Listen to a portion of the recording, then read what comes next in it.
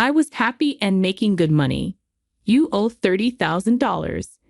I was shocked when my credit card company called me on the phone. What? There's no card? After that, I stopped the payment right away. My husband called me a million times while he was away. I got it all and did something about it. I am 29 years old, and my name is Haley. I work for a company now as a boss. Christopher is my husband. We met in college and are the same age. This year marks the 3rd year that we've been married.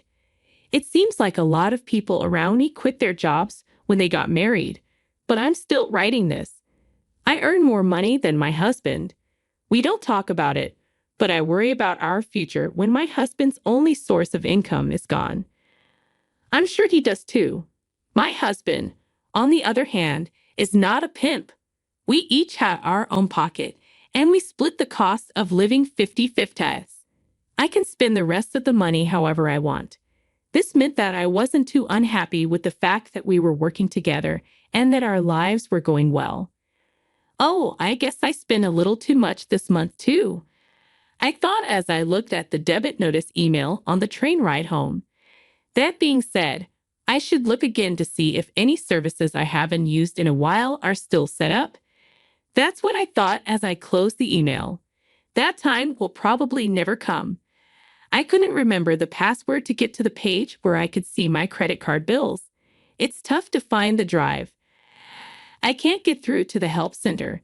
On the world's end, why should people who are working call the call center when it's only open from 9 a.m. to 7 p.m., Monday through Friday? There's no doubt that the lines are long at lunchtime. I'm still signed up for a service, though, so I should be okay. In other words, the call center will call you if the monthly amount is more than $10,000.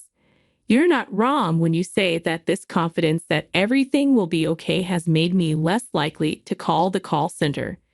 But shopping online takes my mind off of work worries.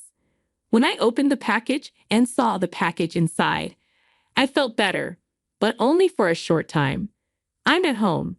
As soon as I opened the door to the living room, my mood went from good to bad. There were socks on the ground and empty cans on the table. There was a phone and a sweater on the couch. No, is that my husband in a sweatshirt? Yes, my husband doesn't clean the house at all when he gets home. Instead, he is purposely destroying the house. I point my phone at the couch and say, "Hey, socks and empty cans." This is what I get. It's just a small thing to throw away and wash. Don't be so mad. You might do it. You could do it if you get home early. Why don't you clean the house or make me dinner?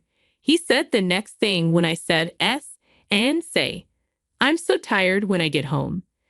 I also have to deal with the store's lunch bag. I'm tired too. I said with a shrug, if you don't clean the house, you should work and do the work or the chores, whichever you like better. Oh, please be quiet. I understand. I understand. And the fact that he said it twice showed that he wasn't feeling it. I gave my husband a mean look. My husband looked at his phone the whole time he left the living room and didn't even notice how I felt. It's not fair that I do more chores and work than he does. Is that a bad thought? I don't think so. But I'm not sure if I went too far. Because my husband is sometimes crazy, I was afraid he would get stubborn and make the house even messier. But contrary to what I thought, what I said that day seems to have made a difference.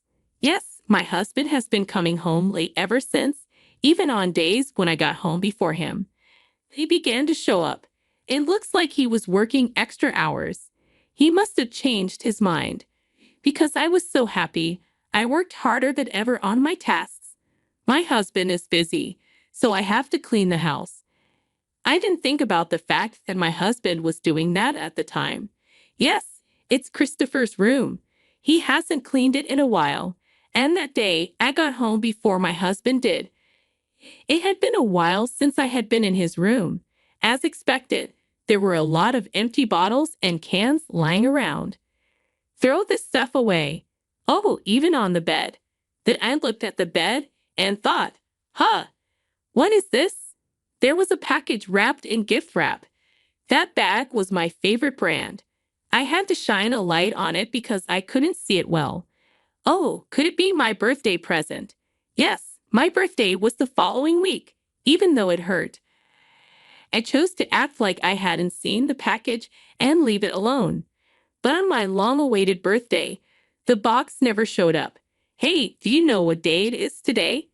Oh, it's your birthday, right? Yes. Did you forget? No, I remember, she said. Aren't you happy about something? Didn't I give it to you last year? What did you do? You know, you're old enough to be honored. My husband spit that out without a care in the world and went to his room. Then what do you mean? It was that box that made me feel uneasy from that day on. Right then, something took place. My husband said all of a sudden, "This is it. I'm going on a work trip to another country next week." What? A business trip to another country? Had to raise my voice.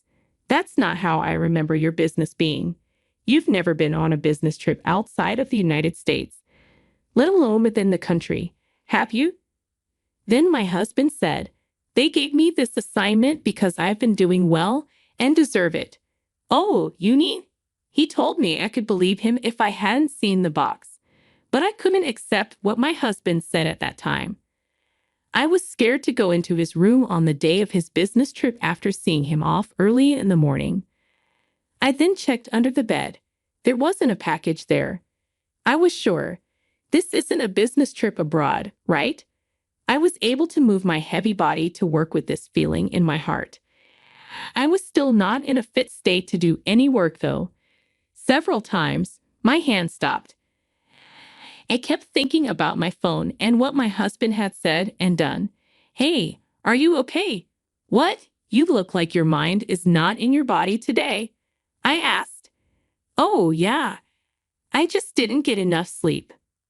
As I made this light-hearted excuse, my phone started shaking. On the screen, a strange number was shown. It's not often that I answer a call from a number I don't know, but I had a bad feeling about this one, and did. "I'm sorry. I need to go for a while." "Yes, ma'am." I took the phone outside and hit the answer button. It was the credit card company's call center. I kept telling myself, "Oh no, it's not my husband," and "oh well." I need to give out my password, and a lot of other things were all going through my mind at the same time. What the heck was the job requirement? The person who answered the phone gave me the answer right then and there. "This is our debt protection service calling because you have settled more than $10,000. $10,000.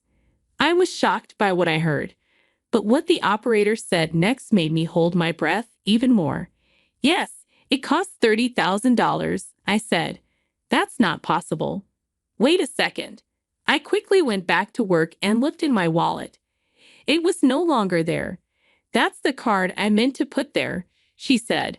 I put my phone back in my ear. "Pardon me, may I halt that transaction?" "Yes. I think it's still true, so you can stop it." Thank goodness. It made me feel a little better. No, that's not the end of it. I kept going.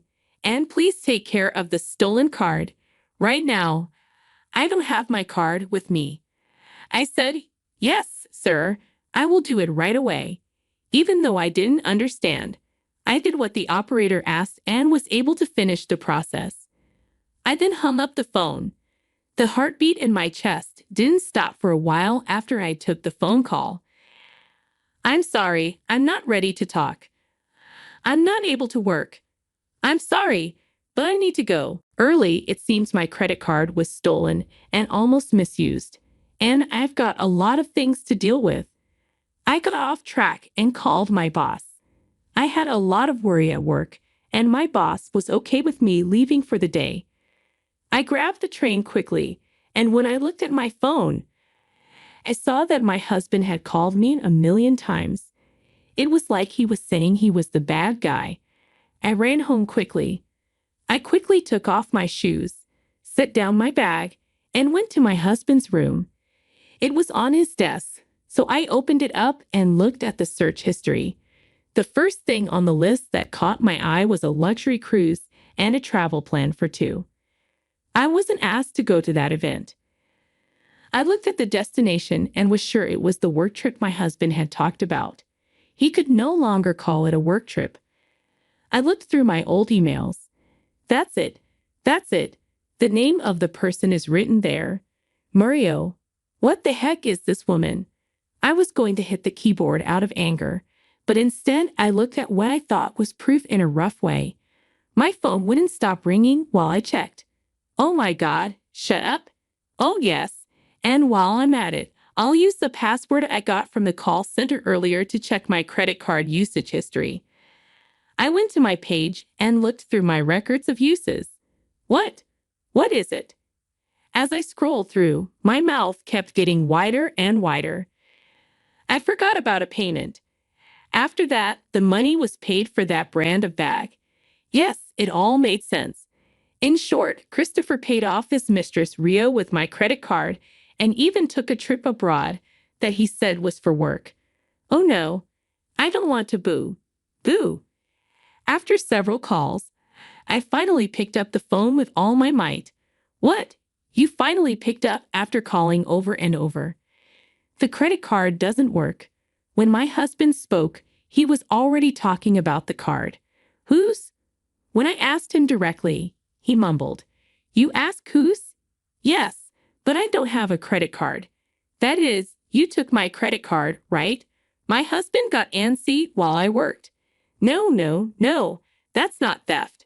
I took it from someone. When you're abroad, it's easier to use than cash. When I'm on work trips, I use it for many things. Work trips. That's correct. What if it gets in the way of my work? It was meant to look like my husband was on a work trip, but I told him what I meant. What about a luxury cruise? What? Why do you want to know that? Well, that's business entertainment. A fun time for Rio? Why do you need to talk about Rio? Was she happy with the designer bag? What are you going to say? Did you just call Rio in a nice way? Do you really want to act like you don't know her? What? What do you want to say? I understand everything.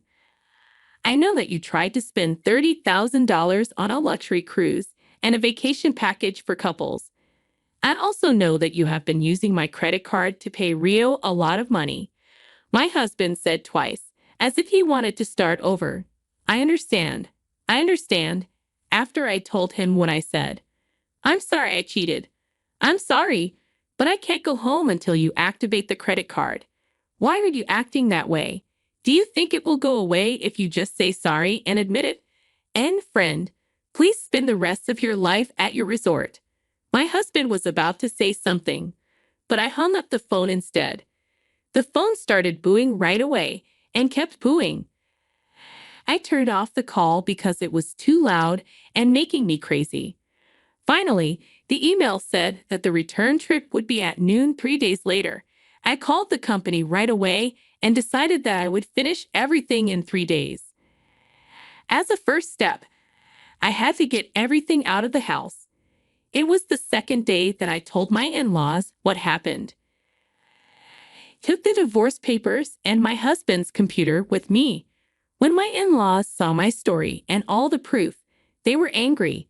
They said they were sorry and promised to get a divorce, pay me $113,000 in alimony, and return the money he had spent. Then, in no time, it was time for my husband to go back to Japan.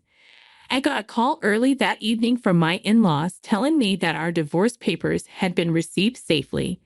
To my surprise, my ex-husband had only taken the credit card and not any other money. The woman had given him $30,000 instead. As you might expect, she was very angry. She changed her ticket without permission before the return date and went back to Japan before him.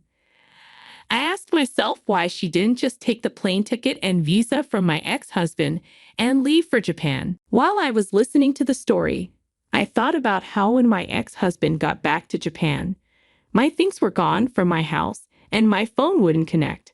So he ran to my in-laws' house. He got in a lot of trouble there and had to write divorce papers. In other news, The woman is now also asking for her $30,000 back, and the ex-husband is rolling his eyes up into his head. After he paid them back once, they made him live like a junior high school student with a 20-hour curfew while they watched over him until he paid the whole amount back. I finally made a $9,000 claim against the cheating wife after getting information from my in-laws about what had happened and how to reach them. This ended the problem. When I went back to work the next day, many of my bosses and coworkers were worried and called me. "Hey, are you okay? I'll listen to the story if it's okay with you. Say thank you. I'm thankful to work for such a friendly company. Every once in a while, I'll buy you a drink. Let's get a drink. It's really just a game of whining. Thanks a lot." As I drank the beer, I poured all of the past into the center of my mind. I love it. From now on, it looks like only good things will happen. Yes, that's right. Haley,